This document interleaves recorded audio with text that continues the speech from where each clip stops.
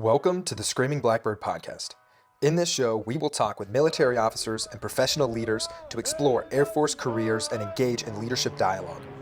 The Screaming Blackbird podcast is created by the cadets at Air Force ROTC, Detachment 605 at North Carolina A&T State University. The contents of this show are for educational and entertainment purposes only. They do not contain any official information nor opinions of Air Force ROTC or North Carolina A&T State University. Appreciate you guys. See ya. See ya.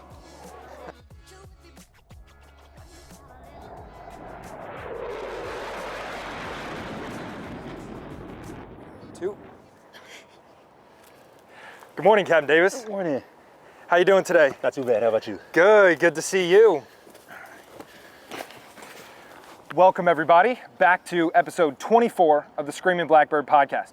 I am your host, Cadet Jackson Willis, and today I'm joined by Captain Myles Davis. He is a assistant professor of aerospace studies here at North Carolina A&T State University, and he's an intelligence officer in the United States Air Force.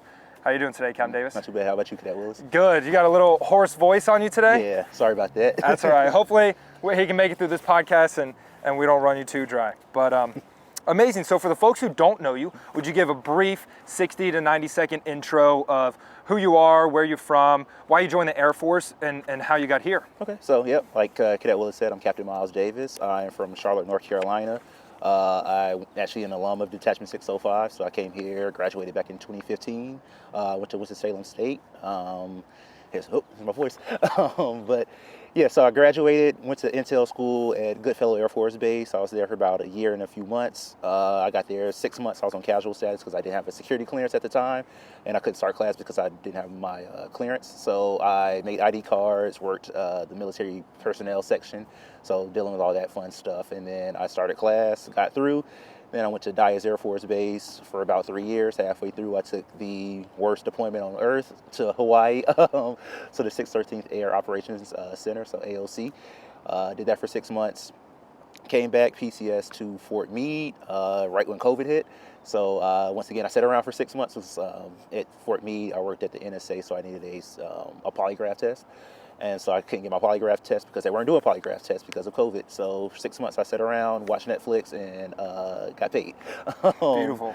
And so did that, and then I did about 3 jobs at Fort Meade, and now PCS to Detachment 605, and here I am now. So, Coming full circle. full circle, yes sir. So you're an alumni of Detachment 605. Did you go to North Carolina A&T State University? I didn't. So I was a crosstown cadet. So I went Okay. to Winston-Salem State University, which is about 30 minutes from Greensboro. So I commuted back and forth. I started off with about 3 cadets. 1 graduated. The other 2 didn't make it through.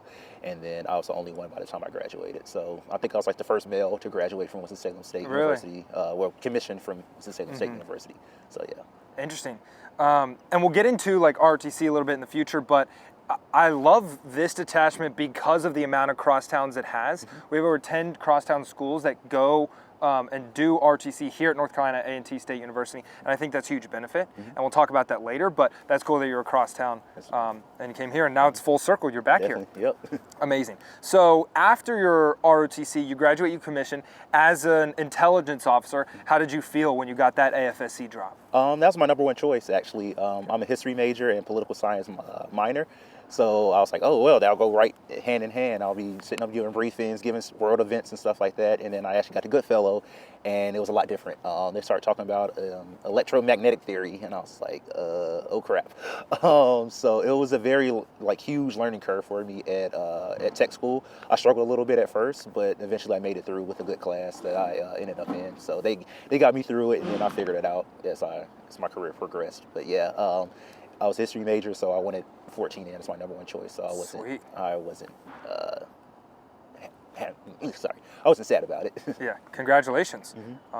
So that transition from ROTC to tech school, how was that transition? And did your time being on casual status, did that help your transition into active duty life? A little bit, yeah. So the transition was pretty smooth, actually. So every intel officer goes to Goodfellow Air Force Base. So I already knew where I was going. I already looked it up. I already saw the area itself. I got there, so I graduated in May and then didn't leave until October, so I just worked for the summer. So that was pretty cool. I got to live a civilian life for a little bit, and then got to Goodfellow, and then I was on casual status, and then I got to learn a little bit more how the military actually works with like the personnel side of the house. So the system that we use, like how to put dependents on, DEERs, how to make ID cards, how to get orders, stuff like that. So that actually helped me out a lot in my actual Air Force career because I knew exactly what to do, so I can actually advise my airmen. It's like, hey, I got married. Hey, get your wife's birth certificate, get her social security card, get your mayor's license, get all that stuff. And I was able to help that out before they even got there. So that was really beneficial in my career and just helped me out once I got on active duty, since I already kind of knew the ropes a little bit. Good. So it helped you kind of figure out how the Air Force works and the ins and outs, and then it helped you teach that to others.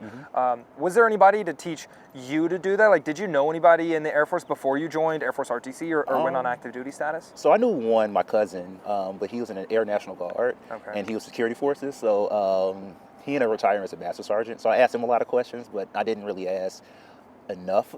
So it was mostly just me figuring it out as I went. You said you were a history major in college, and that did not relate as much as you thought to Intel, but what did it help you in your career in the Air Force? Research. Okay. Intel, we do a lot of research, so it's a lot of sources, a lot of calling around. I remember when I first got to DIAS, it was like we'll call NSA, so the National Security Agency, we'll call the NGA for pictures and stuff like that. So just a lot of calling, a lot of research, a lot of time spent in it. For like a 5-minute briefing, it would take us a full week of research to do it, and it would take like a good 40 hours out of the week to just do this 5-minute briefing. So the research actually helped a lot, and that prepared me a lot. Going back to RTC and becoming active duty as an intelligence officer, it is my understanding that all cadets that are contracted get their secret clearance, and then certain cadets that go into certain career fields, like intelligence, get their top secret clearance. Yes. Did you have any hiccups, or how was it getting your top secret clearance? That's why I didn't start tech school so early, because I didn't get my top security clearance. It wasn't nothing on me. At the time, there was a breach in the system. Can't get too many details about that now, but they had to halt all clearances at the time, and I was the one that got halted. So I had to wait for like a good year before I got mine, before they actually started my investigation. But secret is a little bit easier to get. Top secret is a little bit harder because they dig more into your past. They ask you a lot of questions. They ask like, who did you work for the past 10 years, and like your managers, and then they go interview your managers, they interview your next door neighbor, they interview like your college friends or high school friends. I would get calls from my like high school friends like, hey, somebody came asking for you, asking if you were a terrorist or something, and I was like, oh yeah, that's just my security clearance. I'm fine. But it's a little bit longer of a process, and the good thing about the top security clearance is it's every 7 years. So I actually had to get re-interviewed about 2 years ago, but they last every 7 years. So if I do get out the military after this assignment, which I'm not planning on doing, but if I did, that clearance will be good, and I can go to any other job like Lockheed Martin or work at the NSA, NGA, different like 3-letter agencies, and I can take that as a civilian. So that's a good thing about a top secret security clearance. Sweet. So the Air Force lets you like carry that over into civilian world. Yep. Sweet. Awesome. Well, like you said, and like I said, we are here at NCAT's campus, and we've got a F-104 Starfighter behind us, which hopefully motivates people that are walking past to come ask some questions, be interested. But before you got here, you had many assignments between tech school and here. Can you talk about your first assignment after tech school? Yeah, so my first assignment after tech school was the 7th Operations Squadron at DIAS Air Force Base. Like I said, I didn't do the best in tech school, so I didn't get my #1 choice out of tech school, but it all worked out at the end, and I really enjoyed my time at DIAS. So I was in the intelligence shop, so the analysis shop actually. So at the time we called it the CIC, I forgot what the acronym stood for, Combat Intelligence Cell, so basically like the analysis shop. And we did, it was mostly like training, getting people ready to work with the B-1 bombers. And so that was like our main mission, to either get farmed out to the 9th Bomb Squadron or the 28th Bomb Squadron. So a lot of times we just did a lot of training briefings, threat of the days, talk about surface to air missiles, aircraft, like their armament, their standard conventional loadout, basically like just everything to help the pilot not get shot down. So that was like basically my job. I was in charge of I would say about 15 to 20 people at a time. Had about 2 NCOs, and basically we just ran the shop, and then also we did current intelligence briefings for our wing commander. So every Thursday we did a wing stand-up, and at the end of the stand-up, it would go up to the secret, and then we would just give a briefing that way and just talk about what's going on in the world and how it can affect the B1 at the time. So this is back in like 2017, so it was a lot of North Korea that we talked about. Don't want to get into those details, but that's like our main topic that we talked about a lot at that time. It's Googleable. So yeah, that was like my main job for about a year and a half, just getting ready for that. Ran into a little hiccups here and there, and then I ended up taking that deployment to Hawaii. And so I worked as an intelligence duty officer for the Senior Intelligence Duty Office of the SIDO. So I was monitoring Chinese airspace, making sure, World War III wasn't going to start. Like I said, I can't really get into too many details of what I saw and what we did, but that's kind of like the overview of it. It's really cool. I worked shift work, so I had 3 days on, 3 days off, 4 days on, 3 days off, whatever how the schedule worked. So I'll go in at 2000, so 8 o'clock at night, and I wouldn't get off until 4 in the morning, and I'll just stay up and just watch my screen, hoping nothing crazy happened. If anything crazy happened, we'll notify the watch floor commander, and then we'll go from there. And that was on deployment when you had Yes. those hours. What's the difference between being stationed and being deployed as an intelligence officer? It really just depends. So at DIAS, it was more like you get deployed with the bomb squadron, and then you'll be doing the same thing you're doing at home, but just crazier hours. Okay. So for a typical deployment out of the 9th Bomb Squadron was you wake up, you get an ATO, so air tasking order. You'll see what the mission's going to be, and then you start prepping a brief that way and seeing where exactly they're going, where their targets are going to be, and then like, hey, in this area, you're going to be taking out these 3, I don't know, let's say like gas stations that are fuel for the terrorists. So, hey, they're taking out these gas stations so they can't get this fuel anymore. So we say, hey, you're going in this area. Within this area, there's this surface-to-air missile that can like see you in their radius and they can take you down that way. There's aircraft that are doing combat air patrol, so they're doing this, and then they have a certain amount of time where they like react and things like that. Hey, there's this over-the-horizon radar will see you, and as soon as they see you, they're going to do this X, Y, and Z. So basically, like, you have to know everything that the country's going to do to defend their airspace. So that's like the intelligence job. So we study red, not blue. That's a term that we throw around a lot. As an intelligence officer, I really don't know much about like how the United States runs their operations, because that's not really my job. My job is to keep you guys safe. So if you're going to, I know you're trying to be a pilot, so I'll give you the briefing. You know your aircraft more than I do. So I can't really tell you like, hey, they're shooting an IR missile.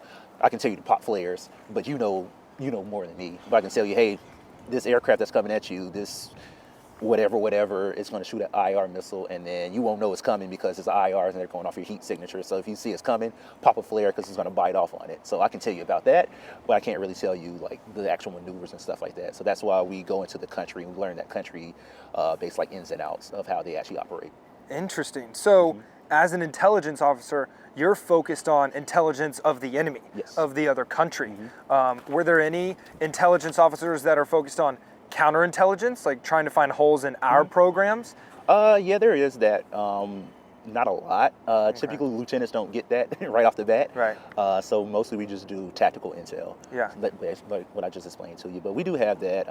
We do have like human intelligence where we do like the spies. So I'm not really a spy, but I could do that. But they do have human intelligence and things like that nature. The stuff that you see on TV, we do have that, but it's like a small percentage of the actual intel field that does it. So like you said, when you got deployed, you got sent with a B1 squadron? So that's the typical deployment for the DIAS. I did a special one. Oh, okay. I was special. Okay. So I went by myself, and I just worked in that office or in that shop for 6 months.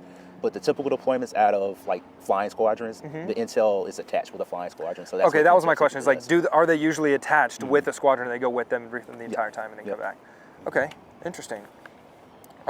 Who are you normally briefing? Is it the flyers themselves if you're deployed with a squadron? Who have you briefed in your career? It really depends. You're gonna hear that a lot throughout this podcast in intel. It depends on where you're at. So at DIAS, I was briefing pilots basically all the time. Our training briefings were to other intel, and that was more just for them to get us ready.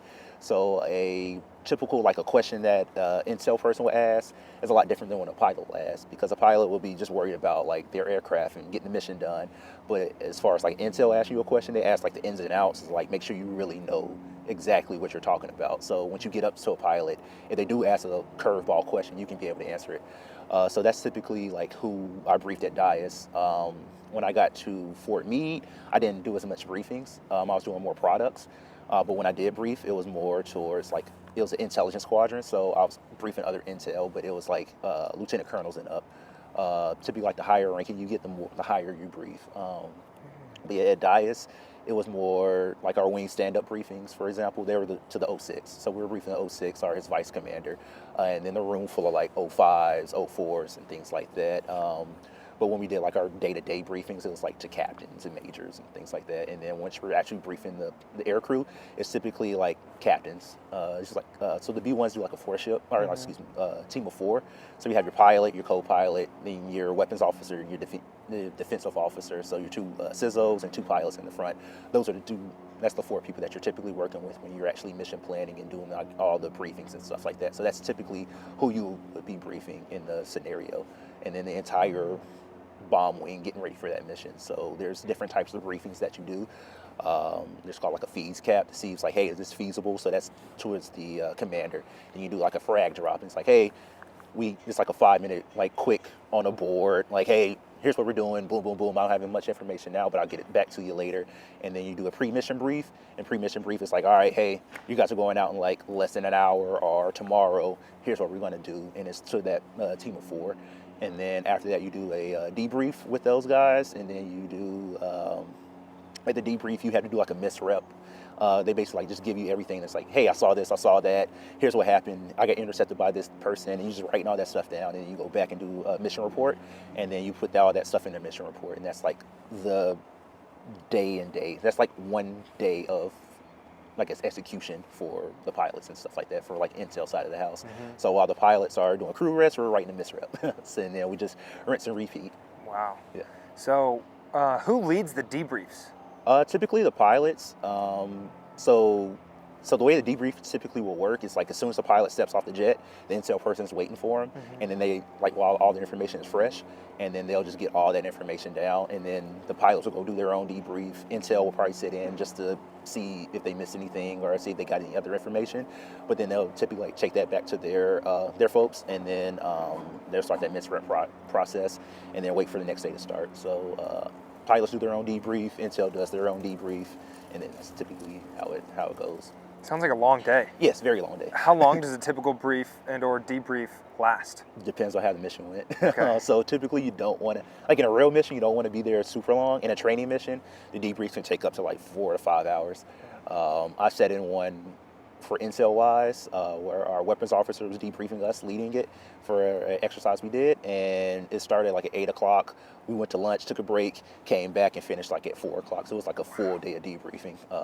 Needless to say, the mission didn't go that great. Clearly. But yeah, that's training briefings can be a little bit longer. In actual real world scenario where people have to get crew rest and get ready, they usually don't take as long. Okay. And then the better you get at it, the faster they go. Interesting. And what is the frequency throughout the week of you guys actually giving briefings? Is it every day? Is it twice a day? Or is it like 3 or 4 times a week? Once again, it depends on where you're Okay. at. So like on a deployment, it'll be every day. So I know some friends who did like real deployments, not the deployment I did, where he was briefing in general every day. And so A general? Yeah. Wow. So he was at he was in LUD doing that. So yeah, every day he was briefing in general. So it could be every day, it could be once a week. It really just depends on where you go.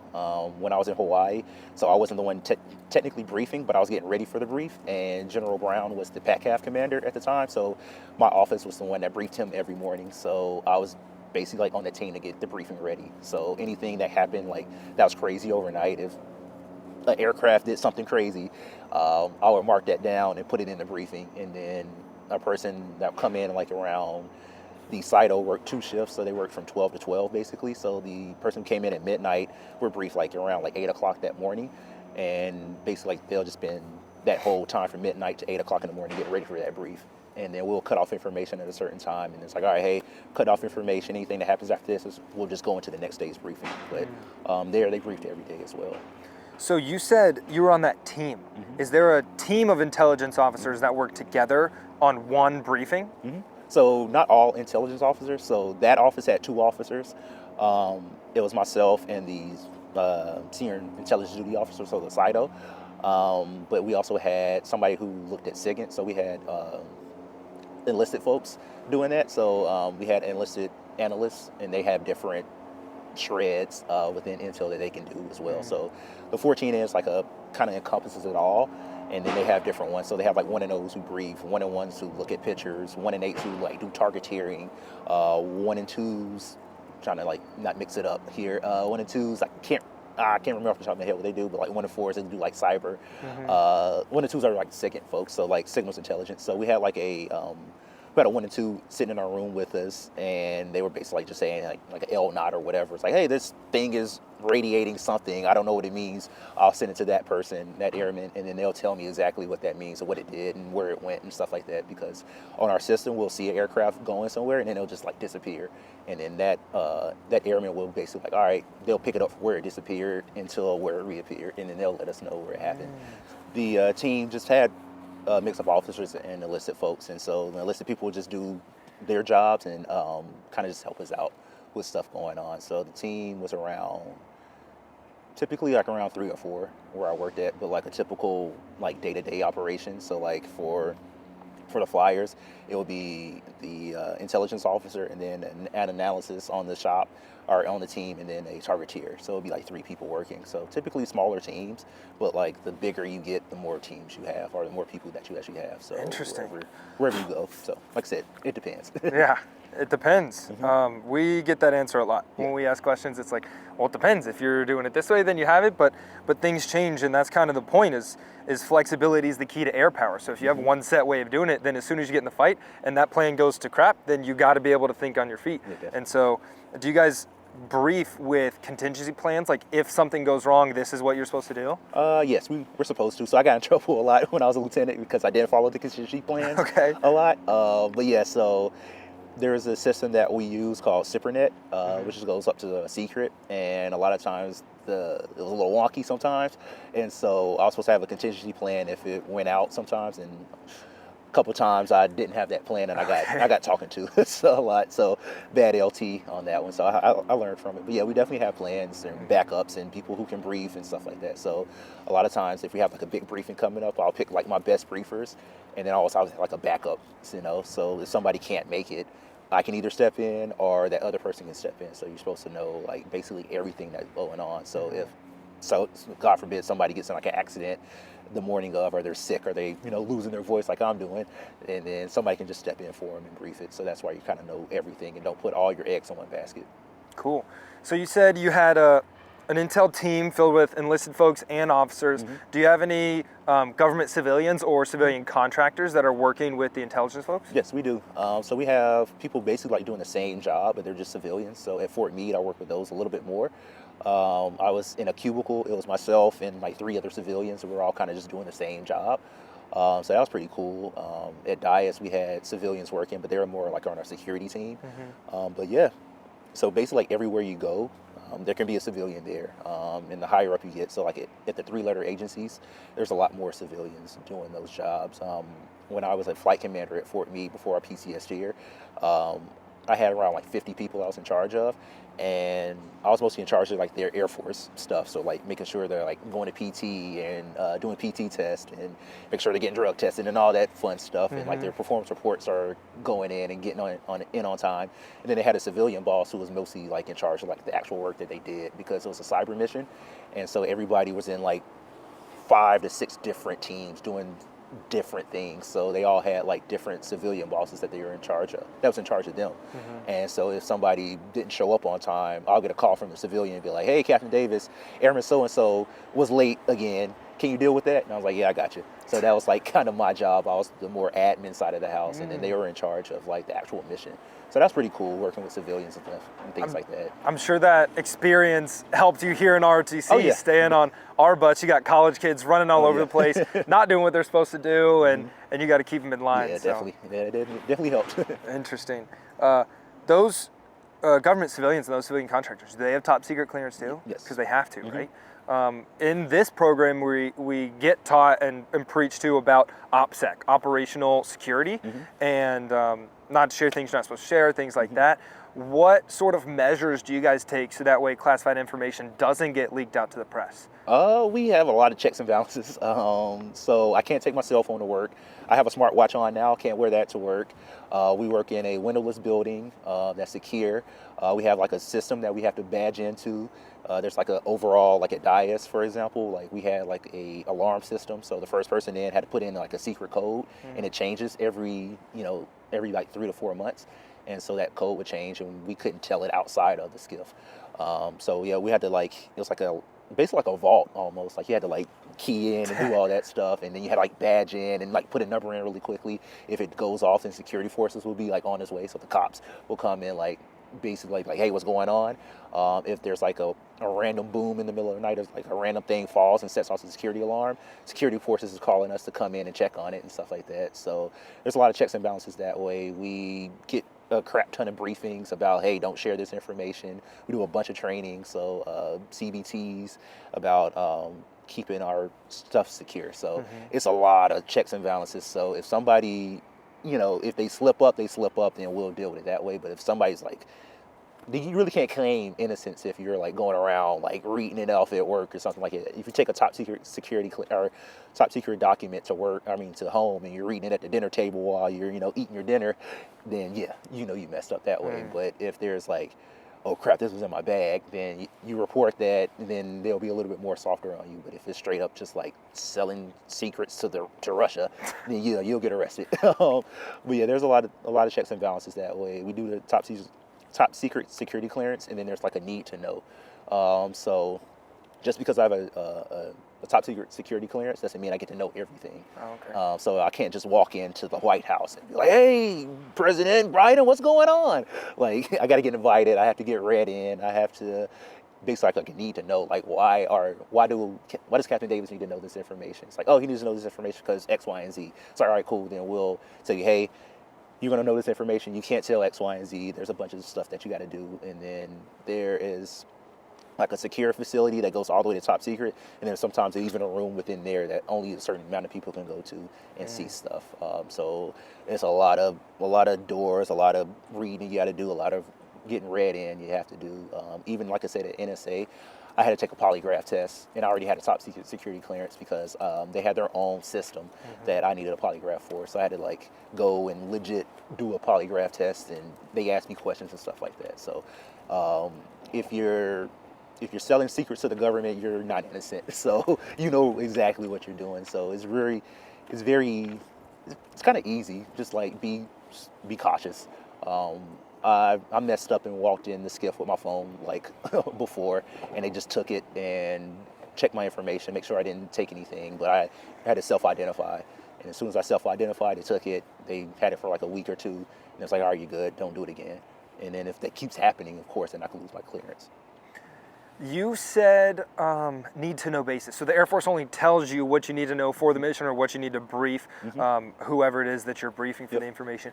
Can you explain the process of reading somebody in and then reading somebody out? So yeah, reading you in. So you get there, you'll basically get a briefing from the security manager, and then they'll basically just go over like sometimes. So I got read in for this one thing, and they basically just said, they just gave me the full up briefing of what it was.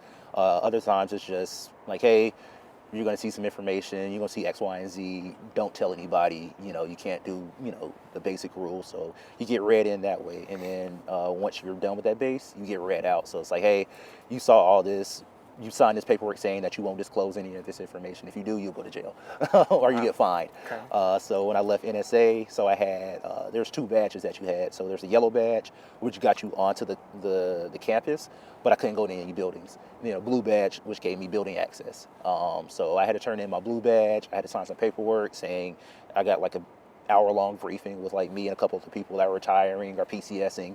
And it was literally just like a rundown of all the things. It's like, oh, if you're gonna put some stuff on a resume, you have to take it through us first. So send it to us, say what you're going to put in your resume so we can make sure it's not, classified or anything like that or dangerous to our systems. And then that's how you go through that. So it's a part of in processing and out processing just for intel. So it's the extra steps that we have to take. Wow, so they take extreme measures to make sure that the information doesn't get out. Yes. Were there any instances where you saw that someone made a dumb mistake or brought their phone in or got in trouble? Or Me? Yeah, fair enough. Like I said, I brought my phone in before. As soon as I like walked in, I was like, oh crap. And so as soon as I walked back out, and I was like, hey, X, Y, and Z, I got my phone. So I made a mistake before. So, but like I said, I self-identified. I didn't get in trouble. I still have my clearance and things like that. It's just more, just like, it's more of a headache than anything. But I haven't seen anybody like maliciously do anything. So luckily, I haven't seen that. So hopefully it stays that way. Good. So there's no phones, no smartwatches. Is there any way for you to get information in while you're in the skiff, or any way for you to get information out? Are there like landlines or anybody? Yeah, we can call people. We have secure lines that we can call. So I forgot what the system was called, but yeah, it's like a phone that's basically like secure, so it goes up to top secret, and then you just gotta let somebody know, like, hey, we're talking classified. We have different systems that we use where we can email people. So I had at one point like 3 emails. I had my normal NipperNet email, I had my SIPR email, and I had my JWIX email. So I had 3 different ways of communicating with people, and then they all went up to different things. And then, so you can send, and also sending information up. You can send information up, so you can go from unclassified to secret to top secret. So you can send it up that way, but you can't send anything down. So if you're going from top secret, you can't have it on SIPRnet. If it's secret, you can't have it on NipperNet, and that's where leakages and things like that happen. And then if you do see a leakage, you have to report that as soon as possible. For the listeners and the watchers, and maybe myself, who doesn't know the difference between Nipper, SIPR, and JWIX, Yeah, sorry can you about that. explain the difference, please? Yeah, I got you. All right, so NipperNet is all unclassified, so your normal internet, everybody kind of has like Nipper, so basically like your laptop, or if you go on Google, YouTube, checking emails, just, you know, your normal day-to-day stuff, we have that, but it's just in a monitored system. So certain stuff at certain bases they block, like YouTube, for example, but other ones they're fine. So that's where we do like the normal, everybody can see stuff. So like, hey, we're having a holiday party, blast it out on NipperNet. Hey, we're sending up EPRs or OPRs, so performance reports. That's what you're doing on Nipper. So when we go to SIPR, that's secret. I forgot what the acronym stood for, I'm sorry. But yeah, SIPRnet is where everything goes up to secret. So, go up all the way to secret, no foreign. So no foreign intelligence officers or no foreign people can see this information. And so that's where we do those. That's where you're going to do your mission planning since you want to be a pilot. So pilots do their mission planning on SIPR. So that's where you have like a little token that you have, also another security measure. So you have a SIPRnet token, you put that token in and you can do that work. That's a lot of times where we did our briefings on for like the pilots and the commanders and things like that. And then you have JWIX, which goes all the way up to top secret. So they're all color coordinated as well. So NipperNet is green, SIPR is red, JWIX is yellow. So once you see yellow, that means you can go all the way up to top secret, and there's like a lot of different caveats that you have for that, and you can get stuff from like satellites and space and all that other fun stuff, and it can go up to like some crazy stuff. So I did see some crazy stuff on JWIX that I can't talk about, but it's pretty cool. And that's where only that information can only stay in a certain area called a skiff. I'm bad on my acronyms. This was like 10 years ago when I learned all this information. But yeah, only the skiff can go up to top secret, and you can walk around with stuff, but you can't leave. So for example, we had laptops in there. Those laptops couldn't leave without getting like scrubbed, basically. So if you brought something in there that was like digital, like a laptop, like a CD, it couldn't leave. So we had to be super cautious because the building that we're in at Dias in the middle of it had a skiff. On the outside, it was all secret. So I can talk secret outside of there, but if it was top secret, I had to go into the skiff, which was another vault. So I had to, key in as well and badge in as well. I had to badge out and badge in. Sounds like a maze. Yeah, once you get used to it after a while. At first, it's like, oh my God, it's crazy. Or hearing it from like nobody hasn't seen it before, but you get used to it. But So for the SIPR, Nipper, and JWIX at Dias, we had a system where you just push a button. So we had it labeled green. Push green to go to Nipper, push red to go to SIPR, push yellow to go to JWIX. And then JWIX, you had your own PKI code. And so you just create a password that way, and then you had your own like credentials and stuff like that. So I had credentials for like 3 different things, and then technically I still have those accounts. I just haven't been reevaluate or redone. Well, I still have Nipper, but JWix and Sipper. So depends on where I go, they'll just redo it for me. Great. So we talk about the Air Force and really the world in general, being adaptable. Mental health has really become more on the forefront on people's minds with corporate America and with the United States military. Yeah, Within the Air Force, there's certain career fields that are more prone or see a few more mental health issues. How is that being an intelligence officer? Have you or any of your peers experienced mental health issues in a skiff working with no windows or not allowed to tell people things, not being able to take your work home? Or is it actually nice to be able to separate work from home life? It depends on the person. For me, I'm kind of an introvert, so I really don't like to talk about work anyway. So it kind of helps. But other people do struggle, and the one good thing about mental health in the military is you won't lose your security clearance. So if you go seek mental health, if you need to talk to somebody or about anything, you get to keep your security clearance. So I can't, as their boss, be like, no, you can't talk to mental health because you're going to lose your clearance. I can't do that. So I've seen people struggle. I've seen people thrive in it. It really just depends on the person. The good thing about Intel is I always joke around with you guys who are a bunch of nerds, but we do have a bunch of extroverts and introverts, so it really just depends on the person. But I've seen people who struggle, and you get them the help that they need, but a lot of times the stuff I've seen is just normal day-to-day stuff. A lot of times our airmen are fresh out of high school, first time dealing with like real life stuff, like basically like the stuff you guys deal with in college, but they're working full time. So think of like everything you dealt with when you were a freshman, but now you're in charge of like briefing this $1 million platform and like making sure nobody gets shot down. There's a lot of stress for that. And then a lot of times they just, first time from home, having to deal with bills and all this other stuff, and just the stress of just the day-to-day life really gets people more than just, hey, I can't talk about work at home. It's more just like, I'm a 19-year-old, I don't know what I'm doing, I'm struggling, help.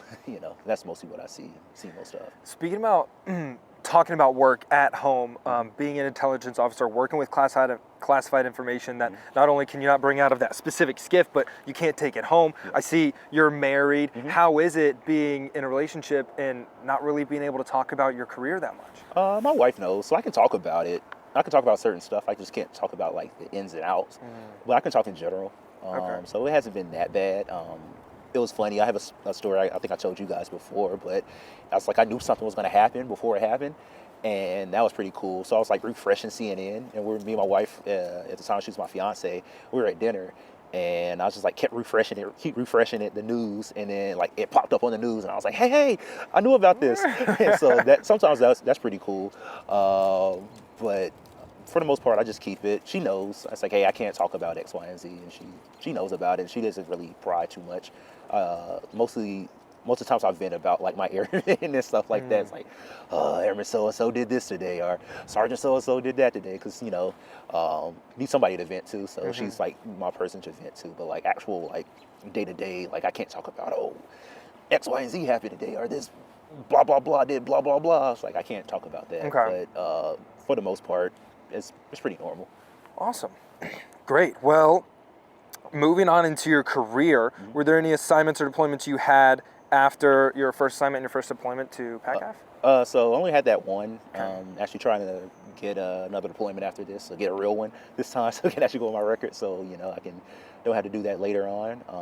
But yeah, after the assignments, it's been Fort Meade and here, so yeah, I've definitely been enjoying it so far. Did you get told that you were coming here, or did you put in a package and request to come here? Once you got told you were doing ROTC, did you get to select your preferences on where you were going? How was that process? It was a normal PCS process. Okay.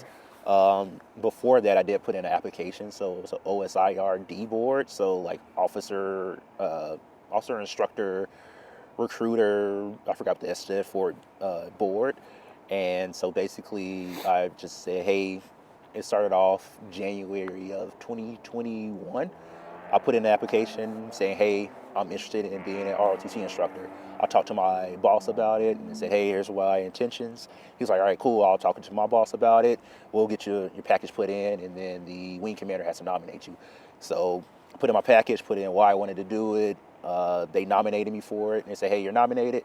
Cool. So once I got nominated, then I had to do like the normal process. So I had to do a commander's leaving comments. So I met with my commander, because it was a new commander at the time. So I met with him like, hey, I want to do ROTC, just had a kid, or about to have a kid. I want to be kind of close to home, blah, blah, blah, blah, blah. And so he wrote all that down, and then fast forward, maybe like a month or so later. It's like, hey, assignments are ready for you to pick.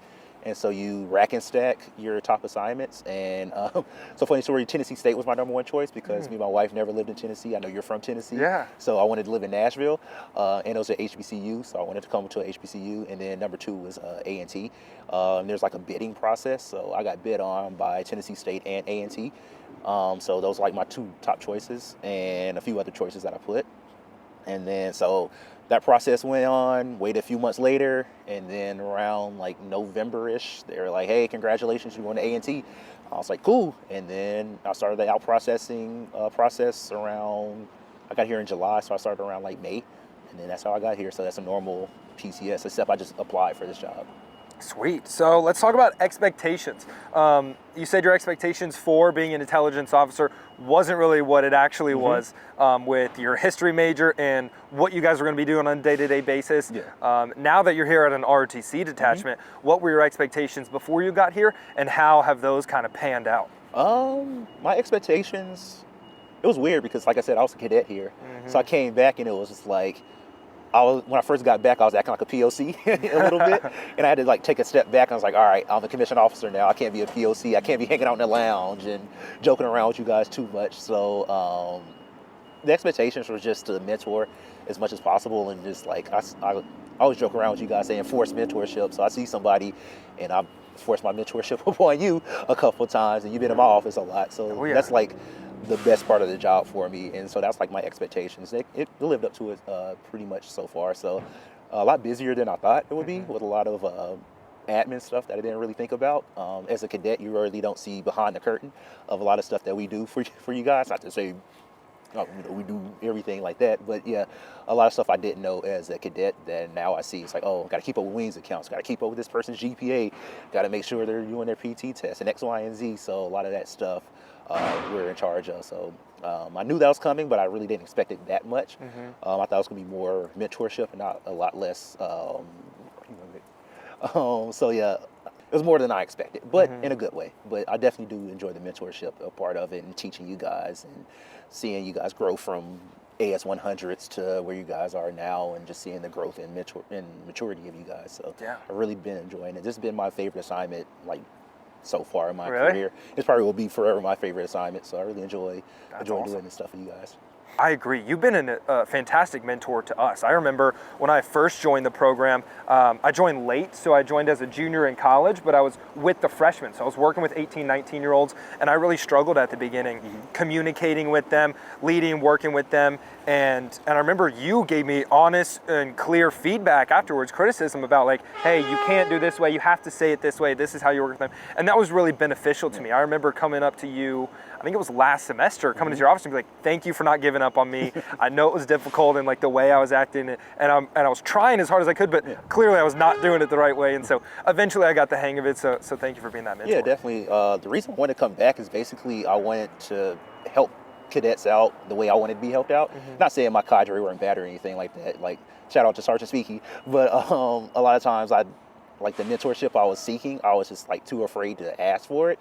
And so that's why I kind of just like, I see somebody that's like struggling, or not saying you're struggling or anything like that, but I just see somebody who needs some mentorship or needs some feedback or something like that. And I'll just like, hey man, come to my office, and I'll just like lay it to you straight. And I think that's like the best way of doing it. So you already know what's going on. So you're not in the dark thinking you're doing something right. And then fast forward, it's like, hey, you actually did that very badly, because that happened to me before. And I don't want that to happen to other people. I struggled as a lieutenant finding that mentorship. So that's why I wanted to come back and give you guys what kind of like pay it forward, basically. Try to help you guys out as much as possible. Not saying I'm the best officer, because I'm clearly not, but I definitely just want to just like, hey, make it better for the next generation, because you guys are eventually going to replace me as CGOs, and then I want you guys to be in the best possible way. Possible. It's true, and it's really great. We have a unique opportunity in this detachment as being an RTC, having so many years to develop before we get commissioned, to receive feedback from so many different people, and I've firsthand seen the benefit of feedback from people. So feedback from cadre is different from feedback from your fellow POC, is different from feedback from your GMC, is different from feedback from other people at other detachments. And so we just did a detachment exchange program, and that was great to give feedback and have different perspectives. And so I really enjoyed getting that sort of feedback. As we move on, you're in RTC now, and they sent you somewhere this summer to field training, and I was there too. Yep, I saw Cadet Willis out there. How was that experience? It was weird. Okay. Because I went through this summer, it'll be 11 years ago. And I just remember being super scared and getting off the bus, TD0, getting yelled at. Yeah. It was a lot different because I went in my blues, and it was 28 days compared to you guys, like 17 days, even though it's still not as bad as actual BMT. But yeah, it was very weird being on the other side. I was just as tired, I was just as hot, and I was just as hungry. But just seeing the mentorship in that group, so I had like 40 cadets I was in charge of over the entire summer, and just seeing those guys come from like the first day scared out of their minds to like where they were at by like the end of the training, and it was just like amazing to see. Even seeing you like the first day, like you were doing your sit-ups and stuff like that, I was like, yeah, well, let's go, man, let's go. And so just running into you every once in a while and just seeing how things were going, and then just taking back the things that I've learned there. And I learned a lot from other cadets, other cadre members, and then just bringing it back here to make it better for our 200. So the stuff that you guys struggle with at field training, I don't want our 200s this summer to struggle with. And I think you did the same thing, and you were in charge of the 200s last semester. You did a really great job with that and stuff that you learned and all that. So giving you props now. But yeah, definitely, it was definitely a great experience.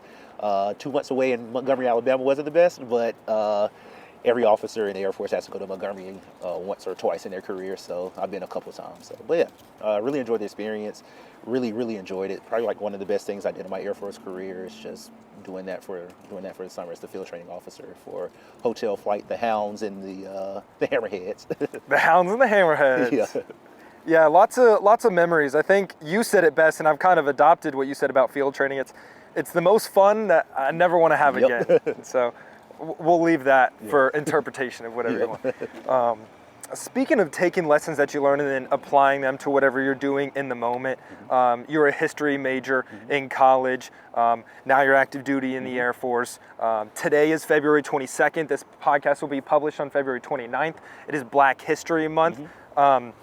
Can you speak about the history of Black individuals as it pertains to the United States Air Force and how it's kind of developed over the years? Yeah, definitely.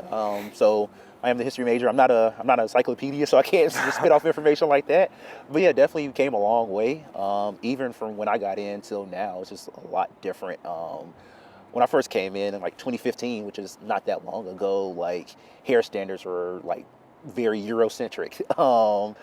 Like females had to wear a super tight bun. It was like sometimes Black female hair can't do that, and it's changed a lot in the past couple of years and things like that. Just the evolution going from the Tuskegee Airmen to where we are now, where me and you can sit down and have a conversation, and it's not like frowned upon, or it's like, oh my God, groundbreaking and stuff like that. So it's very, very good to see, the next generation. That's kind of why I wanted to come to a HBCU. Like I know it was like a mix of different colleges and stuff like that, just to be a mentor for, somebody that might not want to speak up or say anything, just to be like, hey, I can do this too. Just thinking, walking around campus and seeing like a Black captain walking around. Like I said, I'm not the best officer, but, just somebody to look up to. When I was a cadet here, our commanders, we had my deck commander, I looked up to him because he was a lieutenant colonel, who was a Black guy from like Mississippi with a country accent. And then like I have my country accent. It's just like, oh man, I can do this too. So it was really great to see. I kind of gave you guys a lesson a few weeks ago about how the military desegregated and the stuff they had to go through. And I'm like, thank God I didn't have to do that. And I'm really, thankful that they went through that, so I didn't have to. And then I'm going through stuff now that the next generation won't have to. And that's kind of like another reason why I wanted to pay it forward, to help out not just black cadets, but like all cadets, to show like, hey, don't be a jerk, or don't do this, don't do that, and just like, hey, you can do it, and know how to actually like work with different people, because diversity is big now. It's gonna continue, and so just making sure everybody's like adapting, aware, and don't say stupid things. If I can help Cadet Jackson Willis out and not say something dumb that'll get him fired, because I see commanders say something dumb that got him fired. So to help you out in the future, and then stuff like that. So it's really great to see where the Air Force is going, and then especially as a history major, because I'm looking back in the past a lot and just seeing like, man, it's so crazy where we came from. So yeah. Diversity is very important. To provide a lethal fighting force for the United States military. And in the past, the Air Force and the United States military hasn't been very diverse, especially when it comes to race and ethnicity. But at this detachment, we have a very unique opportunity. Is it true that NCAD is the country's largest HBCU? Yes, sir. Okay, that's awesome. And having a bunch of different crosstown universities. I mean, we've got Elon, we have Wake Forest is a crosstown, but we don't have any Wake Forest cadets. Hopefully. We're working on it. Captain Davis is the recruiting officer. So if you go to Wake Forest and you're watching the podcast, reach out to him. But yeah, Elon, UNCG, GTCC, like we have a bunch of different detachments that come here that provide this melting pot diversity of thought, ethnicity, race, backgrounds, upbringings, and it creates a unique training environment. Yeah, it definitely does. For us. One good thing about here, which is different from when I was a cadet, it's probably like a good 50-50 split of male and female. Actually, I think we have more female cadets, which is like really great. We don't see a lot of that in the military, at least from what I've seen. It's always been probably like 80-20 split. But being here 50-50 split, you learn a lot. You see a lot of different things. So just in general, just like, and I know we talk about diversity, and it's not just race or gender, but it could be like diversity of thought. Like, I went to a public school, you go to a private school, just like the different ways of like learning from each other. I can learn a lot from you, you can learn a lot from me, and I think that's what's really great about our detachment, because a lot of other detachments, not to crap on any other attachments or anything like that, but a lot of times it's a smaller, and it's just everybody that goes to just one school, they all have one singular mindset, and they all came from basically similar backgrounds. And from here, it's like everybody comes from a different background. Somebody might, dad's a freaking general, and then my dad worked in a tree company. So, everybody comes from different backgrounds and different things. So you learn a lot from people. And then once you actually go into the Air Force is more like our detachment, because you're going to have airmen who come from different backgrounds and different things. So, one airman, might come from an affluent family that's like has a trust fund of like $1 billion or something like that. He just wants to serve his country.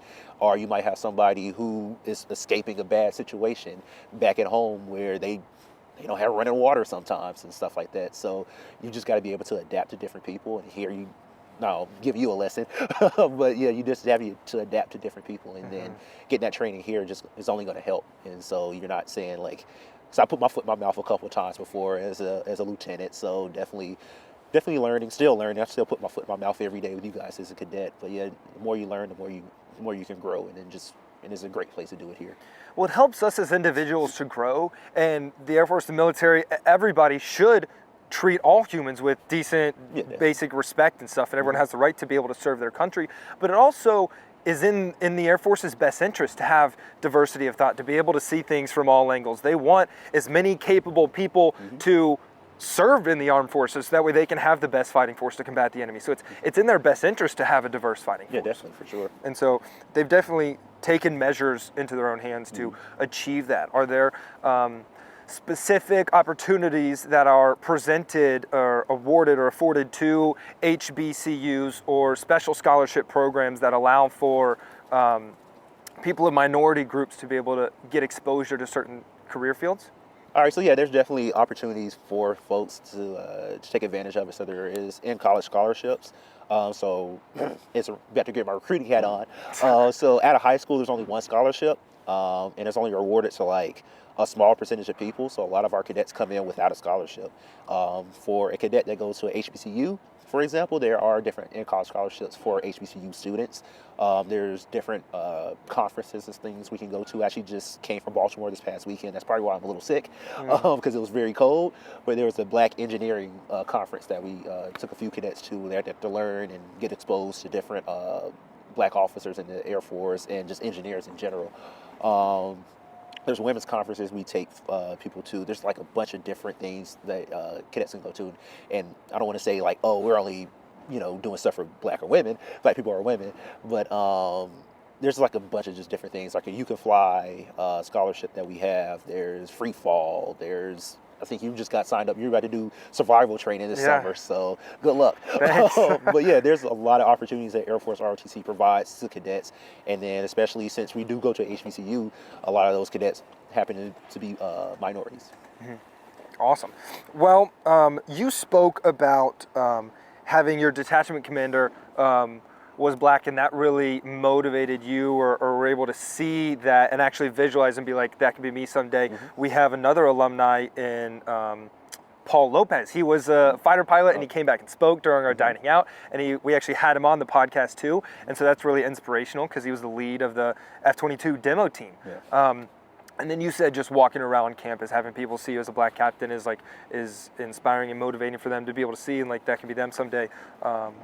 This semester we have a Delta commander, and she's a Black female. Can you speak to how inspiring that is, or kind of how that came to be? Oh yeah, she kicked butt, so she got it because she earned it. So we just didn't give Cadet Hinton the job just because she's a Black female. She legit earned it. She came in and last semester and just knocked down the doors and did what she had to do. And she interviewed for the job. She did really well. Stiff competition, but yeah, it's very inspiring. We haven't had a Black female commander in a while. Not saying that's why we gave it to her, because she earned it. But yeah, it's just inspiring, and it just helps because, like I said, our detachment is probably like a lot of female cadets as well.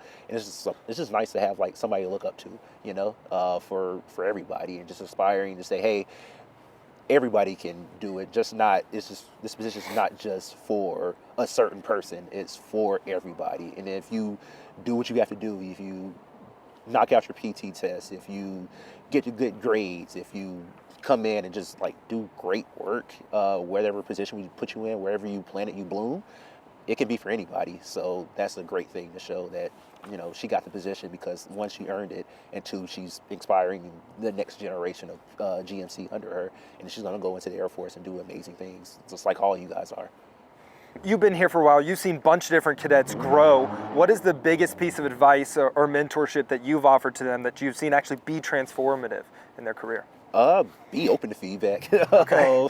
Don't think that you just got it all figured out. So yeah, like I said, I had you in my office last year. About a year and a half ago, and I was just like, hey man, the way you talk to people, you might rub people the wrong way. So you might want to watch how you do that. Just be open and honest, and be like some self-reflection in yourself. So that's basically like the biggest thing we ask. It's like know what you're weak at and work on it. So if you know you can't run that fast, or you get tired after 2 or 3 laps, you gotta work out more. If you're not good at push-ups, start doing more push-ups.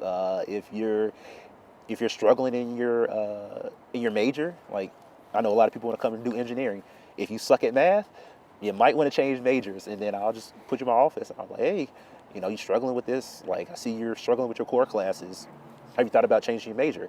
Because at the end of the day, the Air Force needs you. You can't do any good. Yeah, you might be a great POC, you might be a great GMC, but if you're failing your classes, I can't do anything with you, so you can't commission if you don't pass.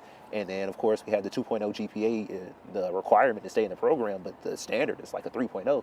So if you're falling short of the standard, I can't really do much with you. So just being open and honest with yourself, really, just self-reflection, a lot of it, and don't take what we say like offensive or anything. I don't take it too harshly, because at the end of the day, we're trying to help you. Like, if we didn't care about you, we wouldn't say anything to you. It's kind of like a football coach. Like, the football coach is yelling at me because he cares and he sees your potential. And that's basically like what we're doing with you guys. It's like, hey, I bring you in the office because I see your potential. If I don't see any potential in you, then I'm just going to let you just do your thing and fail out the program. I know it's harsh to say, but we've had that happen before. We talk to people, we give them midterm feedback. Like, hey, you need to do this, this, this, and this to stay in the program. If they don't do any of it, then that's on you. But we see that you're trying, and we see the potential in you, then we're gonna work with you a little bit more. And just, like I said, just be honest with yourself and be like, hey, one, is this for me? And two, what do I need to change?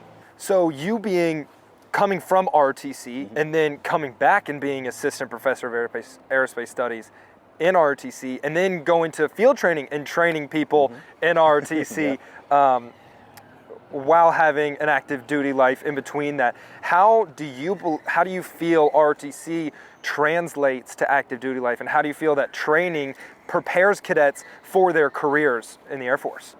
There's not a lot of holding your hand on active duty, so we don't hold your guys' hand as much. And at the detachment level, at least for our detachment, it's kind of like, hey, here's your mission, go. And then we'll provide you feedback afterwards, of course. You know, I won't make sure nobody gets ran over or anything like that, but I think that translated a lot, the way we doing it now with our deltas and everybody in charge of somebody. And it's kind of like you're getting that muscle memory of how to actually train somebody. You guys are talking about doing LOCs and stuff like that. Like, I didn't write an LOC. I didn't know what an LOC was until I was probably like a first lieutenant. I talked to you guys about like first sergeants and stuff like that. Like I said, I didn't even know what a first sergeant was. I saw that dude. It was like this big burly dude that looks like a state trooper that walked into my room, and he was like, "Hey, sir, how you doing?" And I was like, "Who are you?" And it's like, "I'm your first sergeant." And so, like, you know, a lot of the things we're providing you guys, and that's kind of why I came back, and we're just like we have more honest conversations with you guys, and we kind of treat you guys like lieutenants, you know, because in the Air Force, when you get promoted, you wanted to perform at the level, you don't want to perform at the level that you're at. It's like, for instance, I'm a captain, I should be performing as a major. When you're a lieutenant, you should be performing as a captain. And so you're a GMC, or excuse me, you're a POC, so you should be performing as a second lieutenant. So that's kind of like how we treat you guys. And that's like, that will definitely help you guys out. Hopefully it helps you guys out once you go on active duty. Yeah, that's awesome. As we wrap up here, we always give our listeners and viewers an opportunity to ask questions for folks that they may not have access to at home. And so we got 2 listener questions for you. Okay. The first listener question is for a college student who wants to go into the intel career field. What is the most competitive major should they choose? There's really no competitive major, to be honest with you. At tech school, they teach you everything. It's a fire hose worth of information, so they just spray you with information, so you'll figure it out. If you ever get a degree, then you can figure out intel. I'm not saying like I'm the smartest person alive or anything like that, but you know, you figure it out. So there's really no set degree. So if you're like an engineer major and want to do intel, then you can do it. Engineering probably will help a little bit. I'll say history, political science, stuff like that definitely helps. But if you major in like basket weaving, you can do intel, because like Sweet. I said, so there's no prerequisite at all. No prerequisite. Terrific. Second listener question is, do you ever give recommendations during your briefings, I'm assuming, that the people being briefed blatantly disregard? I haven't really ran into this issue, but it does happen sometimes. Yeah. I saw it happen to one of my friends. They recommended a different flight path. It was a training briefing, and it was like, hey, this flight path is not going to end well for you guys, and they blatantly disregarded it, and then they failed their mission, and so they basically had to redo it, and so this thing called verification, and so they failed verification because that's basically like their last step before they can actually like start doing real missions. And then that's the first time they're working with an intel person. They're doing like their whole mission briefing for the pilots, at least. So those pilots failed their verification mission because they didn't listen to the intel officer who told them, like, hey, this route sucks. So they had to redo it in like a month later, and then they actually listened to her that time, and then they actually passed. Wow. So I have seen it before. It happens, and they learn from it. Not saying intel's always right, but you know, we do know a little bit. Yeah. Great. Well, thank you for those questions. As we wrap up here, do you have any parting shots, words of wisdom that you would like to leave? We've got high schoolers, we've got current ROTC cadets, we've got family and friends, everyone listening. Nothing too crazy. I think I said everything I wanted to say, but yeah, basically what I said a few questions ago, like ROTC is what you make of it. If you want to come in and succeed, well, you can succeed. You can succeed very well. I wasn't the smartest high school cadet, I wasn't the smartest high school student, but I came in and this is what I wanted to do, and I worked hard at it, you know. had to sacrifice some stuff on the front end, but I enjoyed it on the back end. So, you know, sometimes I missed out on a party. Sometimes I got invited to stuff and I didn't have to go to. I didn't go to because I was working on the paper or I had ROTC in the morning. Not to say don't live your college life or live it to the fullest, but at the same time, you know, keep the main thing, and make sure, you know, you're able to commission. So what our current commander says now for current cadets, don't cadet yourself out the program. So don't do too much. Make sure, you know, you keep it up with your grades, your mental health. If you need to take a knee, take a knee. We're here for you. At the end of the day, I won't say this is make-believe, but, you know, at the end of the day, nobody's dying if you don't get your mission done. So do what you got to do, but, like, don't lose focus of the main thing, and don't get so, like, oh, I'm just going to take it easy and then coast, and then you get in the active duty world and you just get smacked. So stay focused, work hard, and then it'll work out at the end, definitely. Learn how to balance that ROTC life with physical and mental health, with home life, with academic life. There's a lot of things to juggle, and the sooner that they can learn that now, the better off they'll be in the future. Yeah, definitely. In or out of the Air Force. Yes. Awesome. Well, thank you very much. I really appreciate it. With that being said, guys, that is episode 24 of the Scream of Blackbird podcast. I'm your cadet host, Cadet Jackson Willis, and I'm joined by Captain Myles Davis. Tune in next week. We've got Captain Rodriguez, who is actually a friend of Captain Davis, and he mentions him on his podcast. So come back a week from now, and you guys can hear that. But other than that, we'll be signing off. Thank you very much. Have a wonderful day. All right, too. And I'll see you guys later. See ya. Conclusion. All right, well. Oh, it's chilly. Yeah, I'll start to get cold. Yeah.